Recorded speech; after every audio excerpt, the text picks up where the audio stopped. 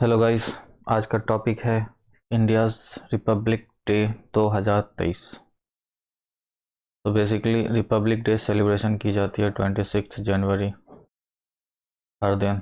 तो देखेंगे क्यों की जाती है आगे, बट इस आज का करंट अफेयर में इसलिए क्योंकि Egyptian president Abdel Fattah el Sisi को as a chief guest invite किया गया है इस 2023 रिपब्लिक डे के लिए। तो बेसिकली हिस्ट्री में ये पहले से ही चलता आ रहा, जब से देश में रिपब्लिक डे मनाया जाता है तब से ही चीफ गेस्ट को बुलाना एक परंपरा बन गया।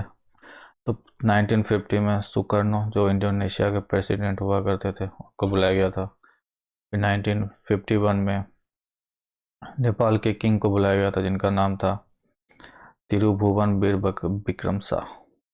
तो आगे देखते हैं कि रिपब्लिक डे क्यों मनाया जाता है। बेसिकली रिपब्लिक डे सेलिब्रेशन इसलिए मनाया जाता है क्योंकि इस दिन रिपब is a public holiday in India where country marks and celebrates the date on which Constitution of India came into effect on 26 जनवरी 1950। तो इस दिन हमारा कॉन्स्टिट्यूशन का इफ़ेक्ट शुरू हो गया था, मतलब इम्प्लीमेंटेशन शुरू हो गया था या फिर लागू हो गया था हमारे देश में। तो इसके लिए रिपब्लिक डे मनाया जाता है।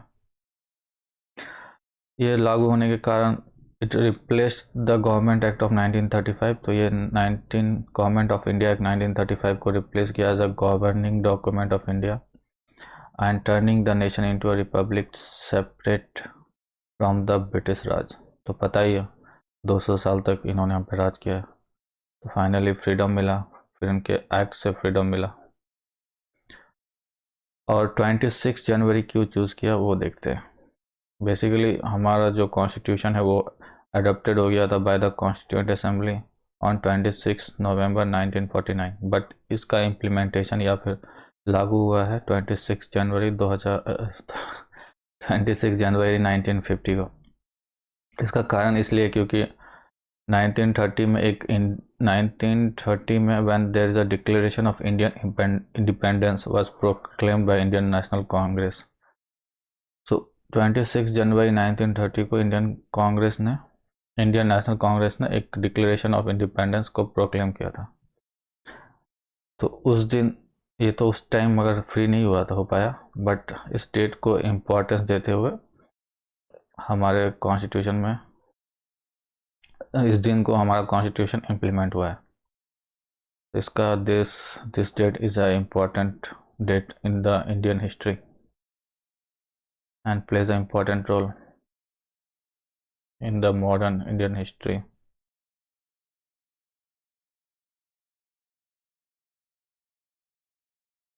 आगे देखते हैं कि रिपब्लिक क्या होता है और रिपब्लिक का हमारे कॉन्स्टिट्यूशन में कहाँ मेंशन है basically.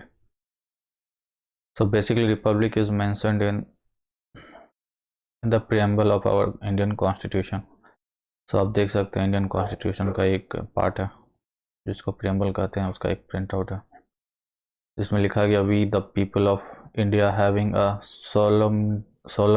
solemnly resolved to constitute India into a sovereign, secular, socialist, democratic republic and to secure to all its citizens justice, liberty, equality, fraternity in our Constituent Assembly.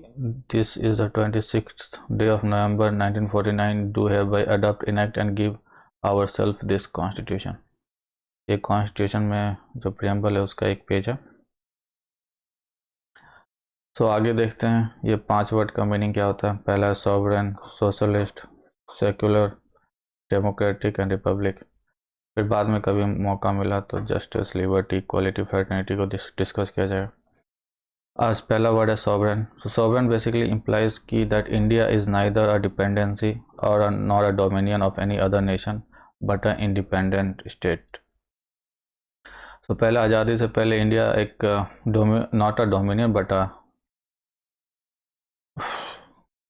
Slave state का मतलब गुलाम कहा जा सकता था, under the monarchy of England आता था। But अब वो ना किसी डोमिनियन पे आता है, ना किसी डिपेंडेंसी, किसी अनदर नेशन का डिपेंडेंसी के स्टेट के अंडर आता है, बट एक इंडिपेंडेंट स्टेट है जो there is no authority above it and it is free to conduct its own affair both internal and external. So इससे ना कोई ऊपर है ना नीचे है, ना कोई इसके इंटरनल मैटर या एक्सटर्नल मैटर पे इंटरफेयर कर सकता है। तो स्टेट इज सॉवरेन।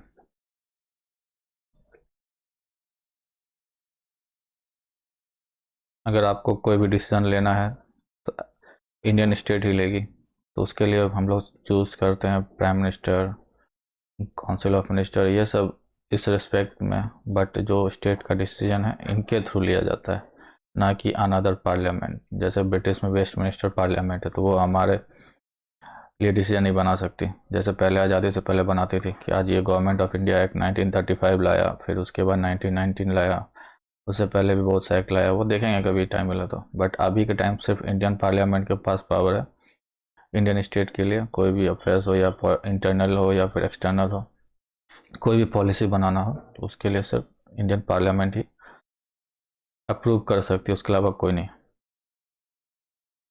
बट आप इन केस ऑफ स्कॉटलैंड देखोगे, इसलिए वो लोग इंग्लैंड से आज़ादी मांग रहे हैं, क्योंकि वेस्ट मिनिस्टर ने ईयू से अलग होने का डिसीजन ले लिया बिना स्कॉटलैंड का कुछ अप्रूवल किए, सीधा रेफरेंडम कराया, ले लिया। तो और इंग्लैंड में पॉपुलेशन ज़्यादा है, तो ऑब्वियसली बात ये लोग जीतेंगे। सो देखते हैं, इसलिए सॉवरेन स्टेट होने के लिए आदमी पागल हो रहा है। आगे देखते हैं, दूसरा वर्ड है सोशलिस्ट। सोशलिस्ट बेसिकली होता है, इट इज़ अ, ये 42nd अमेंडमेंट एक्ट अमेंडमेंट में इन जो 1976 में किया गया था कॉन्स्टिट्यूशन में, उसमें इस प्रियम्बल में इस वर्ड को ऐड किया गया था।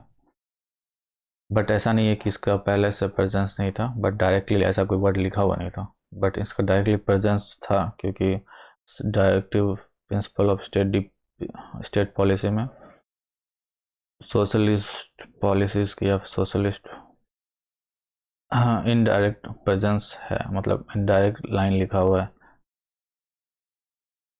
कि वेल्थ कंट्रोल होना चाहिए लोगों के पास,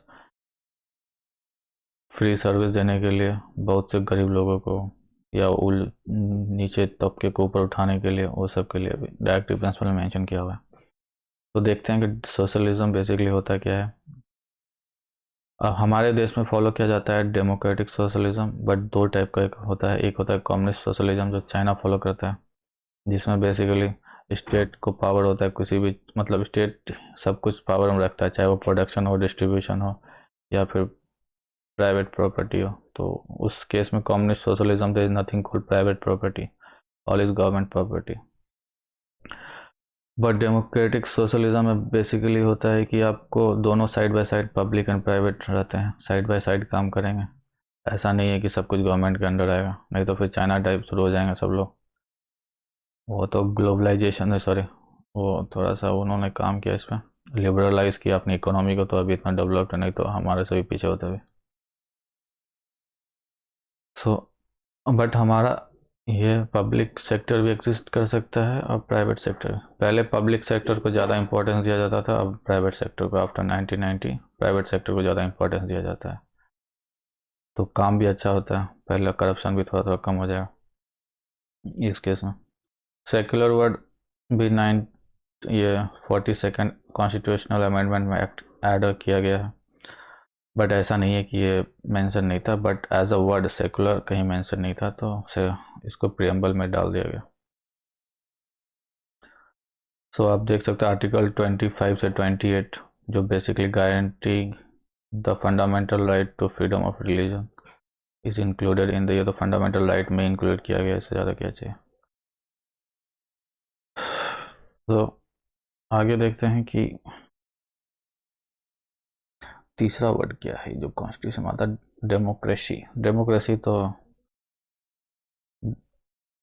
बहुत टाइप का होता है, इसमें एक होता है डायरेक्ट, इधर गया, और एक होता है इनडायरेक्ट। डायरेक्ट मतलब कि आप डायरेक्ट कुछ भी, कोई भी डिसीजन लेना हो या कोई पॉलिसी का डिसीजन हो, तो आपको वोट करना पड़ जाएगा, रेफरेंडम करना पड़ जाएगा। जैसे ईयू का जो पॉलिसी, ईयू से बाहर आने के लिए जब ब्रिटिश में रेफरेंडम हो रहा था वो लाइक अ डायरेक्ट डेमोक्रेसी हो रहा था। तो कोई भी पॉलिसी आप बना रहे हो और पीपल उस पर डायरेक्ट इन्वॉल्वमेंट हो रहे हैं, ना कि उसके रिप्रेजेंटेटिव, तो उसको डायरेक्ट कहेंगे। But in case of India indirect है, क्योंकि हमारे रिप्रेजेंटेटिव कोई पॉलिसी बनाते हैं और हम उस रिप्रेजेंटेटिव को इलेक्ट करते हैं through election, that is Lok Sabha. Rajya Sabha भी इनडायरेक्टली इलेक्टेड ही होते हैं, बट जो भी है ये लोग अपने मतलब मोनार्की टाइप का नहीं उठ के आ गए, पिताश्री हैं हमारे राजा, तो उस टाइप नहीं है। ये लोग लोगों के द्वारा सेलेक्ट किए जाते हैं, सॉरी इलेक्ट किए जाते हैं, एंड देन उसके बाद ये लोग हमारे लिए पॉलिसी बनाते हैं। बट इसमें क्या है कि अगर कोई पॉलिसी बनाना है तो उसमें पीपल का डायरेक्ट इन्वॉल्वमेंट होता है, इसमें इनडायरेक्ट होता है। तो डायरेक्ट में बहुत से टाइप के इनिशिएटिव होते हैं, जैसे referendum, initiative and recall and plebiscite. मतलब इस डिफरेंट वेज है कि कौन से पॉलिसी पे वोट करना है, या फिर कोई पॉलिसी को बैक लेना है, जैसे रिकॉल करना है। प्लेबिसाइड भी होता है कि हमको इस कंट्री में रहना है, नहीं रहना है, इससे बाहर जाना है। तो इसमें डायरेक्ट इन्वॉल्वमेंट ऑफ पीपल होता है, ना कि रिप्रेजेंटेटिव अपने मन से कोई डिसीजन ले लेते हैं। But in indirect democracy, the representative elected by the people exercise the supreme power and carry on the government and make the laws. This type of democracy is known as representative democracy. इसके under भी दो आते हैं, parliamentary and presidential. जैसे parliamentary India में है और presidential US में। तो इसमें क्या होता है कि एग्जीक्यूटिव जो होते हैं वो हमारे, जैसे हो गया, तीन पार्ट होता है किसी भी डेमोक्रेटिक सिस्टम का। एक होता है लेजिस्लेचर, दूसरा है एग्जीक्यूटिव, तीसरा है जुडिशरी। तो जुडिशियरी, यहाँ पे प्रेसिडेंशियल में क्या होता है कि ये दोनों तीनों अलग अलग होते हैं। बट पार्लियामेंट्री में क्या होता है, जो एग्जीक्यूटिव हैं वो लेजिस्लेचर से बिलोंग करते हैं और वो रिस्पॉन्सिबल होते हैं लेजिस्लेचर को। अगर कोई भी एक्शन लिया गया हो और वो कुछ, तो उनके अगेंस्ट बहुत सा स्टेप लिया जा सकता है। फिर या क्वेश्चन पूछा जा सकता है कि आपने ये पॉलिसी क्यों लाया, फिर ये एक्ट क्यों बनाया। तो ये सब लोकसभा या फिर कोई भी लेजिस्लेचर को आंसरेबल होते हैं। बट इस केस में नहीं होता, प्रेसिडेंशियल में तीनों का अलग अलग डिपार्टमेंट है। तो ये अपना काम करता है, ये अपना काम करता है, ये अपना काम करता है। और ये पार्लियामेंट्री इंडिया यूएस में रहता है, यूके में है, प्रेसिडेंशियल यूएस में। और फिर डेमोक्रेसी के कुछ और भी इम्पोर्टेंट मतलब क्या बोलते हैं डेफिनेशन हो सकते हैं, जैसे executive is responsible to the legislature for its policy in action. फिर यूनिवर्सल एडल्ट फ्रेंचाइज, ये भी एक डेमोक्रेसी का पार्ट है कि सिलेक्शन इलेक्शन होता है, सबको राइट ऑफ सब मतलब यूनिवर्सल एडल्ट फ्रेंचाइज मतलब सब वोट कर सकते हैं जिनका एज 18 साल से ऊपर है। अब पीरियोडिक इलेक्शन होना चाहिए 5 साल। Rule of law, independence of judiciary and absence of discrimination on the based of grounds of on certain grounds. These are the manifestations of democratic character of Indian polity. So democratic word जो है preamble में broader sense में use किया गया, not only in political but social and economic. मतलब कि आप हमारे इधर कास्ट सिस्टम ज़्यादा पास्ट से चला आ रहा है, तो उसके कारण जो लोअर कास्ट हैं उनको भी अपना डेमोक्रेटिक राइट्स पता होना चाहिए। ऐसा पॉलिसी गवर्नमेंट को बनाना चाहिए ताकि सोशली भी जो लोग पास्ट में सफ़र कर चुके हैं वो भी ऊपर आएँ, या इकोनॉमिकली जिसके पास इकोनॉमिकली इसके पास पैसा वैसा नहीं है, या फिर इनइक्वालिटी देश में बढ़ती जा रही है, तो ये सब कम करके ऑल राउंड डेवलपमेंट होना चाहिए हर लोगों का। मतलब उसको कहते हैं सर्वोदय। मतलब हो गया कि जो लोग नीचे तबके के हैं उनको भी ऊपर उठाने का काम करना चाहिए। फिर आगे देखते हैं, फाइनल वर्ड है जो आज का डिस्कशन का, वो है रिपब्लिक। और यही बेसिकली रिपब्लिक डे को डिनोट करता है। रिपब्लिक मतलब होता है कि एक डेमोक्रेटिक पॉलिटी जो भी क्लासिफाइड किया जाता है दो पार्ट में, एक होता है मोनार्की यूके और एक होता है रिपब्लिक जो इंडिया में है और यूएस में। बेसिकली क्या है कि जो हेड ऑफ द स्टेट होगा वो किंग और क्वीन नहीं होगा, वो बेसिकली एक इलेक्टेड रिप्रेजेंटेटिव होगा। जैसे हमारे देश में प्रेसिडेंट होते हैं, यूएस में भी प्रेसिडेंट होते हैं, बट दोनों का इलेक्शन मेथड अलग है। इसमें हमारे elected legislature of both parliament and state legislature involve होते हैं प्रेसिडेंट को इलेक्ट करने में, बट यूएस में डायरेक्ट पीपल इन्वॉल्व होते हैं उसके प्रेसिडेंट को इलेक्ट करने में।